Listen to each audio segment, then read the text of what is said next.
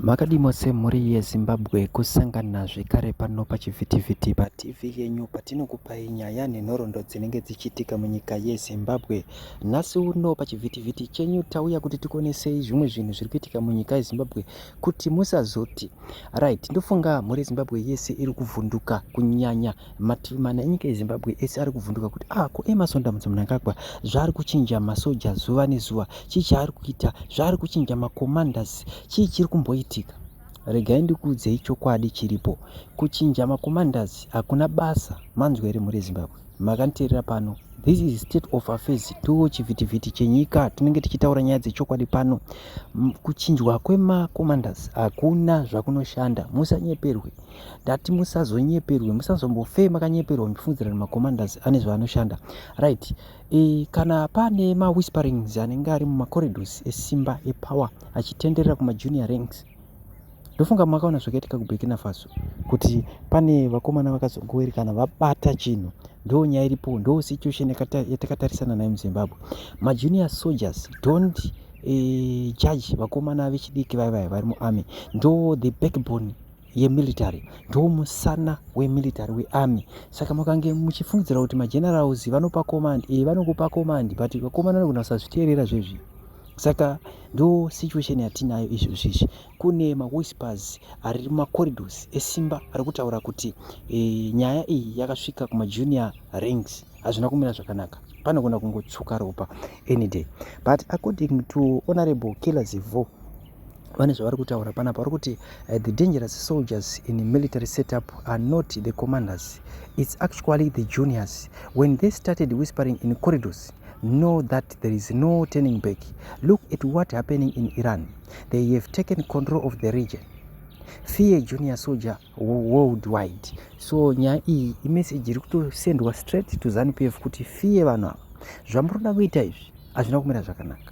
So inini hangu ndikuzivisei chokwadi, because tiri vakomana vechokwadi cheche chisingataurike zvokuti ZBC haitauri, isusu tisinenge tichikudzai chokwadi chemazvokwadi. Saka ndauya kuti ndikukuonesei, but pakukuonesei ikoko ndichakusiyai makateerera kubva kumakomrades edu anenge ari panapa, vamwe vanenge vane mainformations akati kwetse vanenge vari pano. Saka tichakusiyai makateerera kubva kumakomrades edu.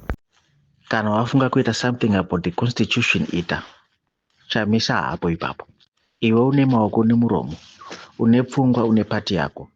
Munhu wese ari kufanira kuita a contribution to this, no to 2030 nonsense ana dambudzo idzi. Saka participate nepaunogona napo, usangoti chamisa. Vanofarira chamisa, vanoda kuenda nachamisa vachaenda nachamisa. Iwe unoda kushanda naBiti, unoda kushanda naNcebe, unoda kushanda naChabangu, unoda kushanda naGeneral, unoda kushanda nadambudzo.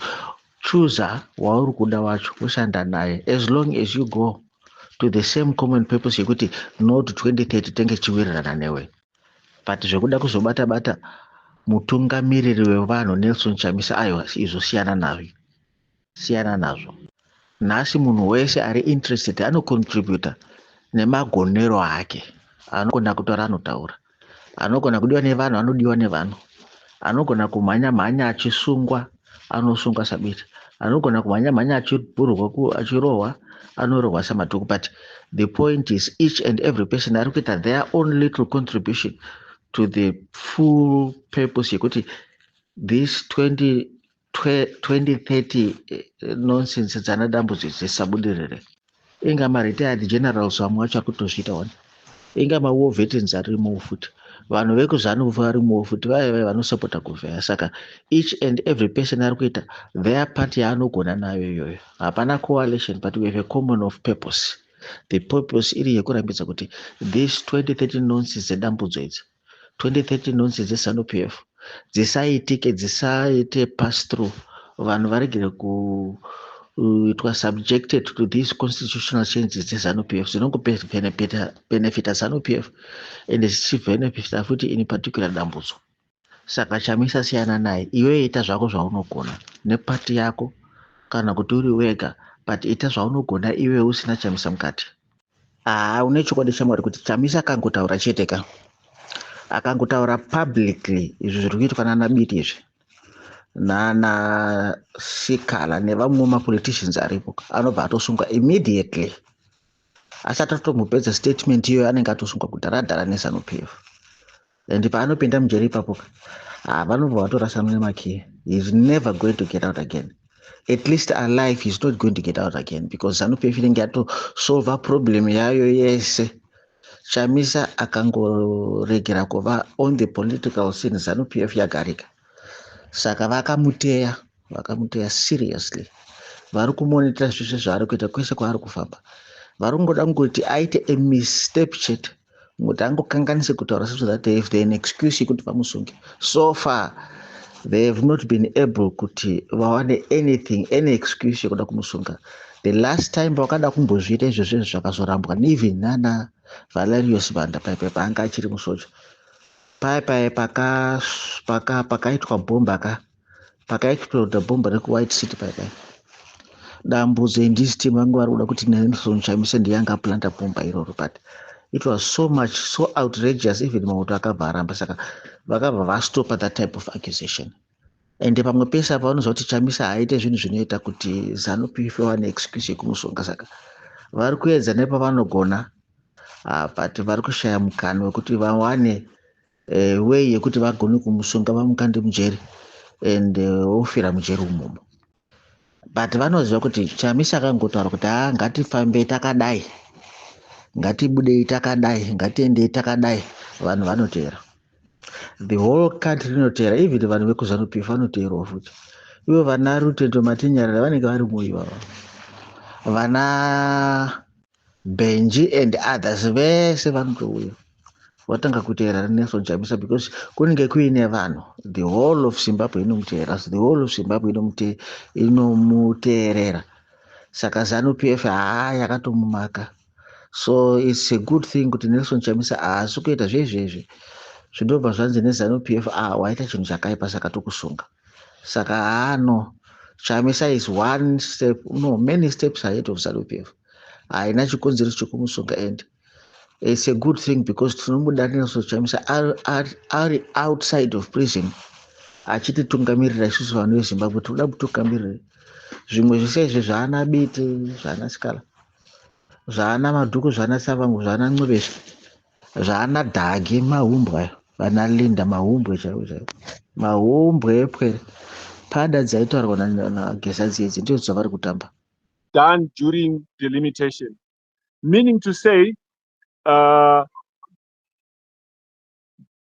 was, after the announcement of those new polling stations, there was then supposed to be gazetting of the election dates, but the gazetting had already been done. And this was done deliberately to confuse the voter, to aid in the rigging strategies by ZANU-PF, because it was clearly against the law. But, you know, when we raised these things, there were those in the opposition who said we were afraid of elections.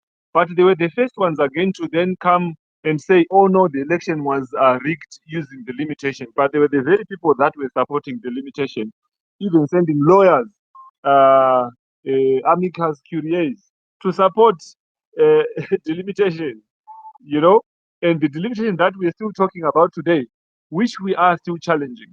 So, as I've said, that it's not that we are being reactionary. No, these are things that we have been saying over and over again. But people choose to listen to those who they want to listen to. And I think we are not yet that politically mature as Zimbabweans. Because if certain truths are told by those whom we don't like, we are not prepared to embrace those truths. We are not prepared to engage and add value to one another. And by the way, when we say let's find common ground, we're not necessarily saying leave your preferred political parties and join us because we've said something that is correct. No. As Zimbabweans, because at the end of the day, what we want is a shared national vision. What we want is a shared Zimbabwe, where everybody gets to thrive regardless of their political affiliation. But this is not the case. And what pains me is that it's more the opposition that is playing one against the other than we see in ZANU-PF. So it's not about